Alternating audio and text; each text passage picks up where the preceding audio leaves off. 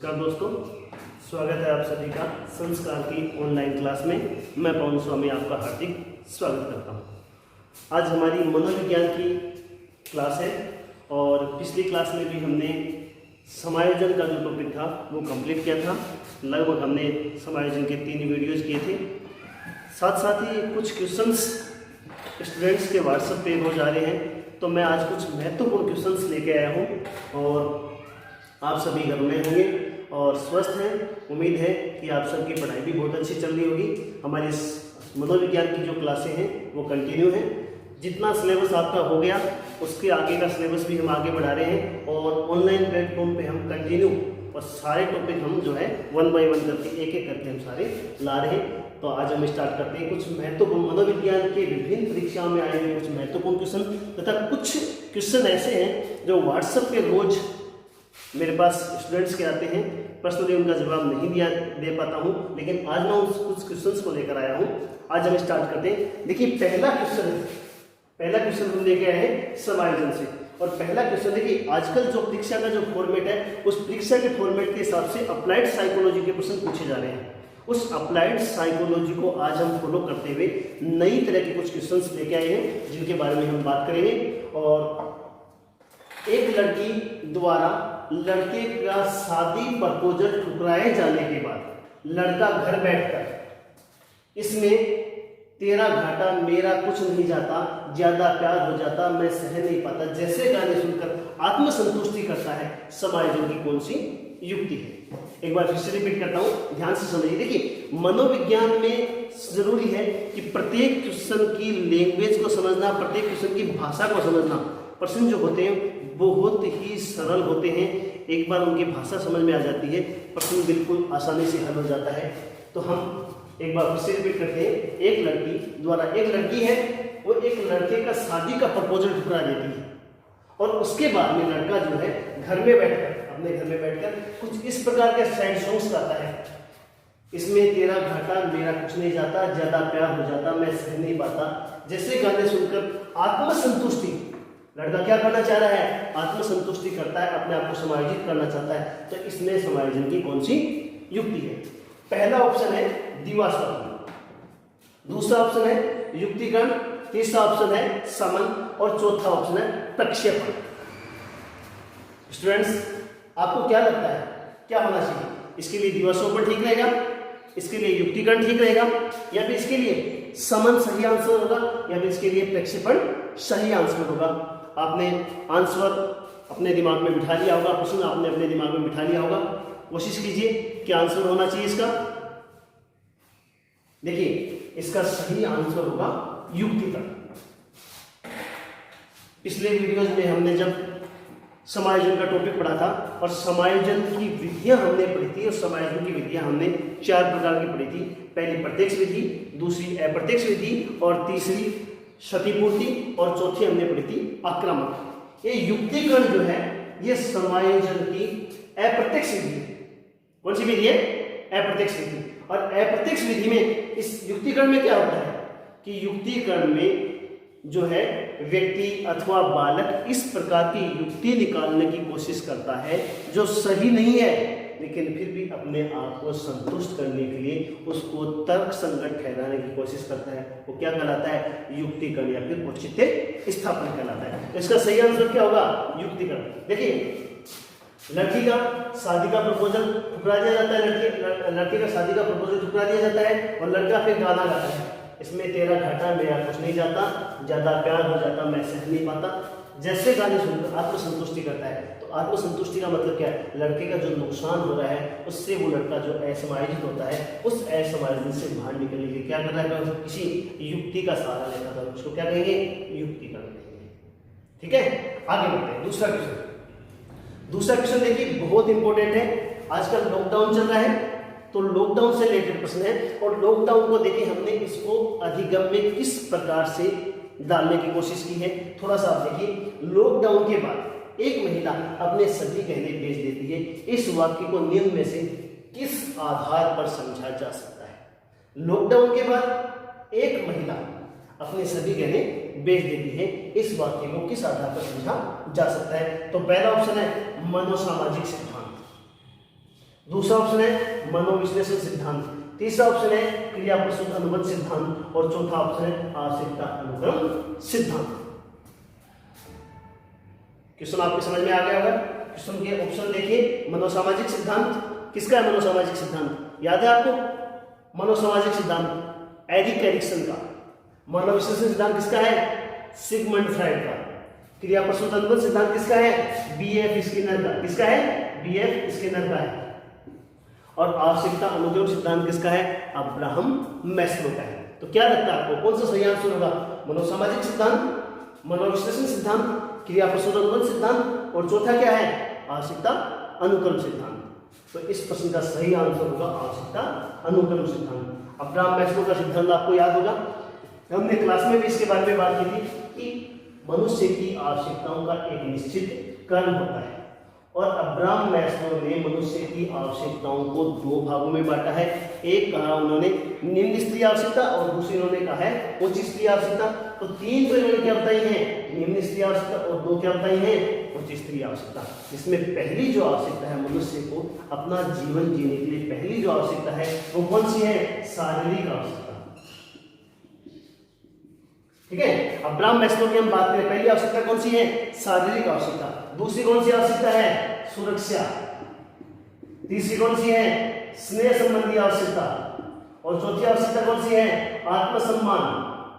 और पांचवी आत्मसिद्धि।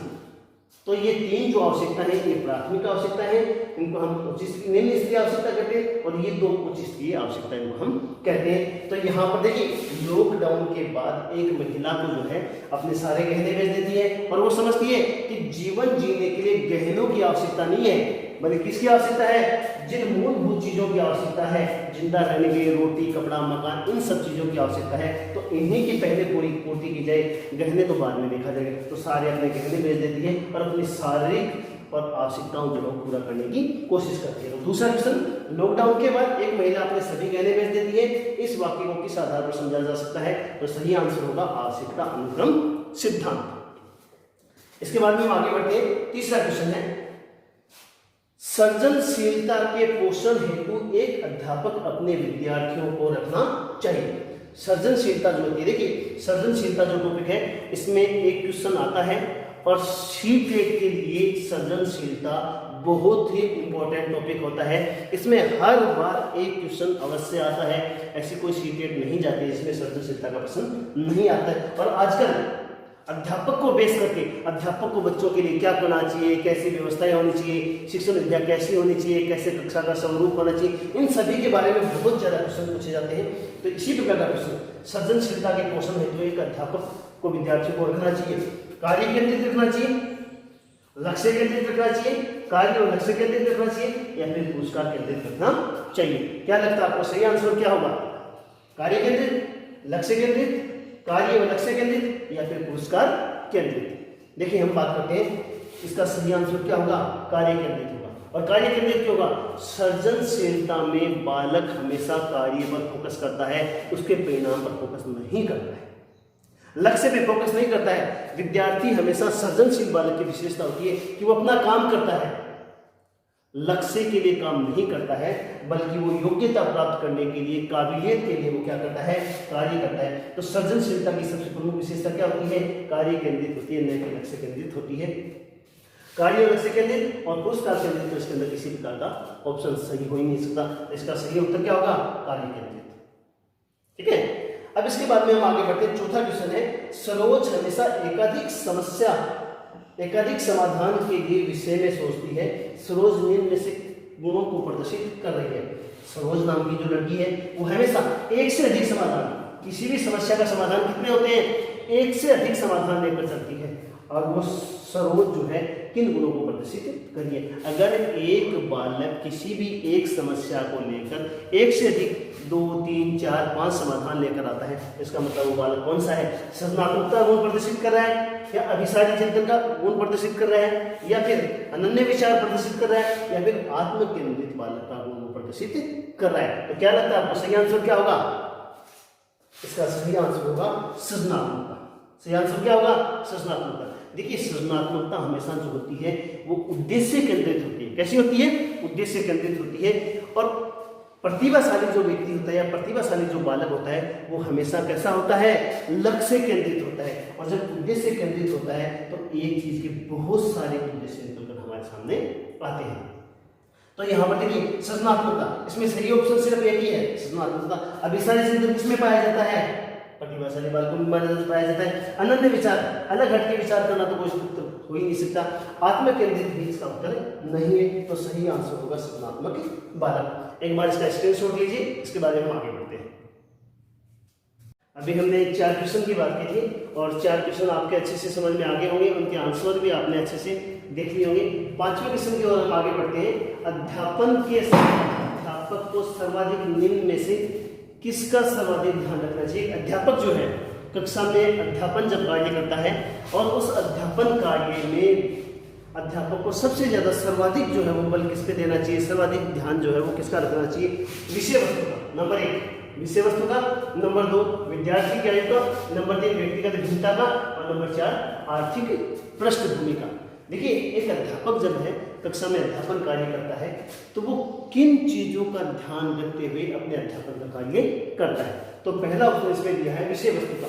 देखिए अध्यापक जो है एक विषय वस्तु लेकर आगे बढ़ता है, विषय वस्तु को पढ़ाता है, विषय वस्तु का अध्ययन करवाता है, तो विषय वस्तु का ध्यान रखेगा। लेकिन सर्वाधिक ध्यान किसका रखेगा। दूसरी बात करते हैं विद्यार्थी की आयु का। देखिए जरूरी है कि अध्यापक जब कक्षा में पढ़ाता है तो कौन सी आयु का विद्यार्थी है, किस आयु के आधार पर उसको पढ़ाया जाना चाहिए, कौन सी आयु के आधार पर उसको क्या देना चाहिए, क्या पढ़ाना चाहिए, किस चीज का वो अध्ययन करता है, ये जरूरी है, ये भी आवश्यक है और ये भी आवश्यक है। तीसरी बात हम बात करते हैं व्यक्तिगत भिन्नता का।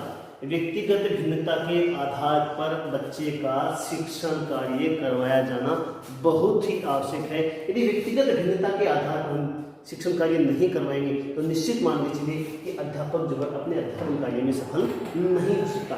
चौथा जो है आर्थिक पृष्ठभूमि। आर्थिक पृष्ठभूमि का शिक्षण कार्य में कोई महत्व नहीं है। एक अध्यापक जो है बच्चे की आर्थिक पृष्ठभूमि के आधार पर उसको अध्यापन का कार्य नहीं करवाता है। तो सर्वाधिक ध्यान किसका रखेगा, विषय वस्तु का रखेगा, आयु का रखेगा, या फिर व्यक्तिगत भिन्नता का रखेगा, या फिर किसका रखेगा, आर्थिक पृष्ठभूमि का। क्या सही आंसर होगा इसका, इसका सही आंसर होगा व्यक्तिगत भिन्नता का। देखिए अध्यापक जब कक्षा में अध्यापन कार्य करवाता है तो अध्यापन कार्य में सबसे पहले जरूरी है कि कक्षा के अंदर सामान्य विद्यार्थी कौन सा है, कक्षा के अंदर प्रतिभाशाली विद्यार्थी कौन सा है, कक्षा में मंद बुद्धि बालक कौन सा है, कक्षा में पिछड़ा बालक कौन सा है। इन सभी को ध्यान में रखते हुए अध्यापक जो अपना अध्यापन कार्य प्रारंभ करता है। ये विषय वस्तु है। विषय वस्तु व्यक्तिगत भिन्नता के बाद की जो चीज है वो क्या है, विषय वस्तु। व्यक्तिगत भिन्नता का निर्धारण करने के बाद में वो विषय वस्तु का चयन करेगा कि सामान्य छात्र के लिए कौन सी विषय वस्तु होगी, मंद बुद्धि छात्र के लिए कौन सी विषय वस्तु होगी, प्रतिभाशाली छात्र के लिए कौन सी विषय वस्तु होनी चाहिए। दूसरी हम बात करते हैं आयु की। देखिए आयु भी एक महत्वपूर्ण फैक्टर है, लेकिन आयु का जो स्थान है वो उसके बाद में आता है। पहले व्यक्तिगत भिन्नता, दूसरा विषय वस्तु, विद्यार्थी की आयु। आयु के आधार पर उसको चीजें दी जाती हैं, कौन सी चीज किस आयु में वो सीख सकता है, ये भी जरूरी है। तो सही आंसर इसका क्या होगा, व्यक्तिगत भिन्नता।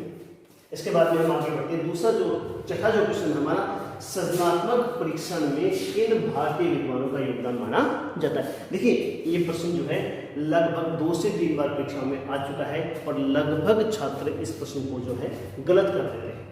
देखिए सृजनात्मक परीक्षण, देखिए बुद्धि परीक्षण पढ़ा हमने, इसके अलावा व्यक्तित्व परीक्षण पढ़ा हमने, और बुद्धि परीक्षण और व्यक्तित्व परीक्षण जो हम जो है बहुत अच्छे से पढ़ते हैं, लेकिन सृजनात्मक परीक्षण जो हम कम पढ़ते हैं। इसलिए जो है हमारे इसका जो मनोवैज्ञानिक है वो हमारे दिमाग से स्लिप हो जाता है, हमारे दिमाग में आता ही नहीं या फिर हमारे सामने ही नहीं आया होता है।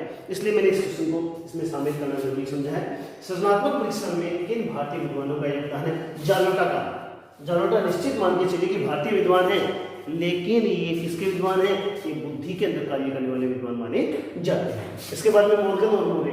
मॉर्गन और मुरे की हम बात करते हैं तो पहली बात तो ये भारतीय विद्वान नहीं है, और मॉर्गन और मुरे भारतीय विद्वान नहीं होने के साथ साथ ये किसके मनोवैज्ञानिक माने जाते हैं, व्यक्तिगत चलिए। इसके बाद में हम बात करते हैं वाकर, बकार, मेहंदी व पासी, और तीसरा है वर्मा और श्रीवास्तव। वर्मा और श्रीवास्तव मनोविज्ञान में कोई मनोवैज्ञानिक नहीं है। इसका सही आंसर क्या होगा, बकार, मेहंदी व पासी। इसका तीसरा ऑप्शन जो है वो क्या होगा, सही होगा बकार, मेहंदी व पासी। इसके बाद में हम आगे बढ़ते हैं 7वें क्वेश्चन की ओर। जो व्यवहार बार बार दोहराए जाने पर स्वचालित बन जाता है उसे कहते हैं। देखिए जो व्यवहार बार बार दोहराए, एक चीज़ है हमें नहीं आती थी, इसके बाद में हम जो है उस कार्य को बार बार दोहराते हैं। ये मान के चलिए कि हमें साइकिल चलाना नहीं आती है और साइकिल हम चलाने का अभ्यास करते हैं, रोज़ साइकिल चलाते हैं, रोज़ साइकिल चलाते हैं, रोज़ साइकिल चलाते हैं और इसके बाद में चलाते चलाते साइकिल चलाने जो हमारा क्या होता है बिल्कुल स्वचालित हो जाता है। हम साइकिल लेके चल लेते हैं, साइकिल अपने आप स्वतः चलने लगती है, तो ये बन जाता है स्वचालित। तो उसे कहते हैं हम, उसको क्या कहेंगे हम, आदत कहेंगे, उसको हम क्या कहेंगे, अभिप्रेरणा कहेंगे, उसको हम क्या कहेंगे, अभिरुचि कहेंगे, या फिर उसको हम क्या कहेंगे, अभिवृत्ति कहेंगे। इस क्वेश्चन को आप थोड़ा सा सोचिए, इस पर विचार कीजिए, इसके आंसर की हम बाद में बात करेंगे। जो व्यवहार बार बार दोहराए जाने पर स्वचालित बन जाता है उसे कहते हैं आदत, अभिप्रेरणा, अभिरुचि या फिर अभिवृत्ति। इस क्वेश्चन का आंसर आप हमारे YouTube चैनल जो है उसके कमेंट बॉक्स में आप इसका आंसर दीजिए। इसके बाद में हम अगले वीडियो में इसके बारे में हम बातें करेंगे। ध्यान से समझना है क्वेश्चन को और सही प्रकार से इसका आंसर देने की आप कोशिश करना। YouTube चैनल के कमेंट बॉक्स में इसका आंसर दीजिए। इसका आगे हम बढ़ते हैं। व्यक्तिगत विभिन्नताओं का प्राथमिक कारण, बालक में व्यक्तिगत विभिन्नताएं पाई जाती है। व्यक्तिगत विभिन्नताओं का निश्चित रूप से आपका सही अर्थ समझ में आ गया होगा। व्यक्तिगत विभिन्नता का अर्थ है कि संसार के सभी बच्चे एक जैसे नहीं होते हैं, सब में किसी न किसी प्रकार का अंतर पाया जाता है। वो अंतर किसी भी आधार पर हो सकता है, वो अंतर शारीरिक आधार पे हो सकता है, रंग रूप पे हो सकता है, या फिर बुद्धि के आधार पर हो सकता है, अधिगम के आधार पर हो सकता है। किसी भी आधार पर वो अंतर जो है वो पाया जाता है। वो अंतर क्या कहलाता है, व्यक्तिगत विभिन्नता कहलाता है। और व्यक्तिगत विभिन्नता के आधार पर हम बच्चों को जो है कई श्रेणियों में विभाजित करते हैं। सामान्य बालक है, प्रतिभाशाली बालक है, या फिर हम कह सकते हैं पिछड़ा बालक है, या फिर हम कह सकते हैं अपराधी बालक। कई प्रकार की श्रेणियां हम विभाजित करते हैं। तो इसमें देखिए व्यक्तिगत विभिन्नताओं का प्राथमिक कारण क्या होता है, लोगों द्वारा माता पिता से प्राप्त आनुवंशिक संकेत, दूसरा जन्मजात विशेषताएं, नंबर 3 पर्यावरणीय प्रभाव और चौथा आनुवंशिकता व पर्यावरण। आप इसको ध्यान से समझिए। व्यक्तिगत विभिन्नताओं का प्राथमिक कारण लोगों द्वारा माता पिता से प्राप्त आनुवंशिक संकेत। अब बच्चे में जो व्यक्तिगत विभिन्नता आती है, निश्चित मान के चलिए उसका प्रमुख जो कारण होता है उसके दो ही कारण माने जाते हैं। पहला तो क्या माना जाता है, आनुवंशिकता, और दूसरा माना जाता है पर्यावरण या वातावरण। तो इसका जो ऑप्शन हम देते हैं तो चौथा जो ऑप्शन है उसमें आनुवंशिकता और पर्यावरण दोनों एक साथ दिया हुआ है। सिर्फ अकेला एक दिया जाता, पर्यावरण नहीं होता तो आनुवंशिकता होता, लेकिन आनुवंशिकता और पर्यावरण दोनों दिया हुआ है। तुम्हारा सही उत्तर क्या होगा, आनुवंशिकता व पर्यावरण। इसके बाद में हम अगले क्वेश्चन पे पढ़ते हैं। कौन सी सामाजिकरण की द्वितीयक एजेंसियां हैं। सी टेट में ये प्रश्न कई बार पूछा गया है। सी टेट में बार बार पूछा जाता है कि प्राथमिक और द्वितीयक एजेंसियां, और किसकी, सामाजिकरण की पूछा जाता है कि सामाजिकरण की प्राथमिक एजेंसी तो कौन सी है और द्वितीयक एजेंसी कौन सी। कभी प्राथमिक पूछा जाता है तो कभी द्वितीयक एजेंसियां पूछा जाता है। तो आज हम बात करें कौन सी सामाजिकरण की प्राथमिक एजेंसियां है। तो प्राथमिक एजेंसी तो क्या होती है, परिवार, और द्वितीयक एजेंसी कौन सी होती है, विद्यालय। सामाजिकरण की प्राथमिक जो एजेंसी मानी जाती है वो परिवार को माना जाता है, और द्वितीयक एजेंसी मानी जाती है वो किसको माना जाता है, विद्यालय को माना जाता है। तो इसमें परिवार प्राथमिक एजेंसी है। अगले ऑप्शन में फिर से परिवार व मीडिया, ये भी प्राथमिक एजेंसी है। तीसरा ऑप्शन विद्यालय व मीडिया, तो ये कौन सी है, द्वितीयक एजेंसी है। और मीडिया व आस पड़ोस, तो इसके अंदर सही उत्तर क्या होगा, विद्यालय में मीडिया। हम बात कर चुके हैं कि सामाजिकरण की दो प्रकार की एजेंसियां, प्राथमिक और द्वितीयक। प्राथमिक जो एजेंसी होगी उसके अंदर क्या होगा, परिवार होगा। द्वितीयक एजेंसी में क्या होगा, विद्यालय। अगला क्वेश्चन हम करते हैं, बच्चों में जेंडर रूढ़िवादिता व जेंडर भूमिका को कम करने के लिए कौन सी पद्धति प्रभावशाली। सी टेट में प्रश्न बहुत बार पूछे जाते हैं ऐसे प्रश्न, और आजकल हमारे जो है राजस्थान के अंदर जो प्रतियोगिता परीक्षाएं होती हैं उनमें भी ऐसे प्रश्न पूछे जाने लगे। देखिए जेंडर भूमिका, जेंडर पक्षपात, एक लड़के और लड़की को हम अलग अलग भागों में डिवाइड कर देते हैं कि ये काम लड़कियों का है, ये काम लड़कों का है। हम कह देते हैं कि घर में सफाई करना, झाड़ू पोछा करना, खाना बनाना, रसोई का काम करना, ये सारे काम किसके होते हैं, लड़कियों के होते हैं। लड़कों का काम क्या होते हैं, बाहर से सामान लाना है, कोई साहसिक कार्य करना है, कुछ कठिन कार्य करने का वाले काम होते हैं, वो किसके काम होते हैं, लड़कों के काम होते हैं। तो इस प्रकार की भूमिकाओं में आज हमने समाज को बांटकर रख दिया है। इसी प्रकार से हम विद्यालय में जाते हैं, एक तरफ लड़के बैठते हैं, एक तरफ लड़कियां बैठते हैं, प्रार्थना होती है, प्रार्थना सभा होती है, इसमें एक लाइन लड़कों की होती है, एक लाइन लड़कियों की होती है। तो इस प्रकार से हमने इस दोनों को अलग अलग चीजों में बांट दिया। जेंडर भूमिका को हम बार बार रोज रोज बढ़ावा देते जा रहे हैं। इस जेंडर भूमिका को कम करने के लिए क्या किया जा सकता है? तो पहला ऑप्शन है जेंडर पक्षपात के बारे में पूरी चर्चा करना। दूसरा ऑप्शन है जेंडर विशिष्ट भूमिकाओं को महत्व देना। तीसरा ऑप्शन है जेंडर पृथक खेल समूह है। और चौथा जो ऑप्शन है जेंडर पृथक बैठक की व्यवस्था। देखिए, लड़के और लड़की को जो है दो अलग अलग पक्षों में बांट दिया गया है। उन पक्षों का या उन चीज़ों की भूमिका जो है वो बढ़ती जा रही है, उसको कम करने के लिए अध्यापक क्या कर सकता है? तो पहला ऑप्शन परिचर्चा करना। जब हम क्लास में बैठकर बात करेंगे कि आज जो है लड़के लड़कियां सभी एक जैसे हैं, सभी बराबर हैं, सभी समान हैं, दोनों में किसी प्रकार का अंतर नहीं है, बड़े साहसिक कार्यों में लड़कियां भी भाग ले सकती हैं, लड़के जो है घरेलू काम भी कर सकते हैं, इस प्रकार की परिचर्चाएं जब हम करेंगे तो निश्चित रूप से जो है ये भूमिका जो है प्रभावित होगी, कम उसको किया जा सकता है। दूसरा ऑप्शन देखिए जेंडर विशिष्ट भूमिकाओं को महत्व देखिए, जेंडर विशिष्ट भूमिकाओं को महत्व देखिए, इसको कम नहीं किया जा सकता बल्कि इसको बढ़ाया जाता है। जैसे ही कोई साहसिक कार्य आता है, कठिन कार्य आता है, हम लड़के को करने के लिए भेज देते हैं, और बिल्कुल आसान काम होता है, घर का काम होता है, उसके लिए लड़की को भेज देते हैं। तो ये विशिष्ट भूमिकाओं को जब हम महत्व देंगे तो ये कम नहीं होगी बल्कि क्या होगी, ज्यादा होगी। तीसरा ऑप्शन है जेंडर पृथक खेल समूह। लड़के और लड़कियों के हमने खेल अलग अलग डिवाइड कर दिए, ये खेल जो है लड़कियां खेलेंगे और ये खेल जो है लड़के खेलेंगे। तो इससे क्या होगा, बढ़ावा मिलेगा बल्कि कम नहीं होगा।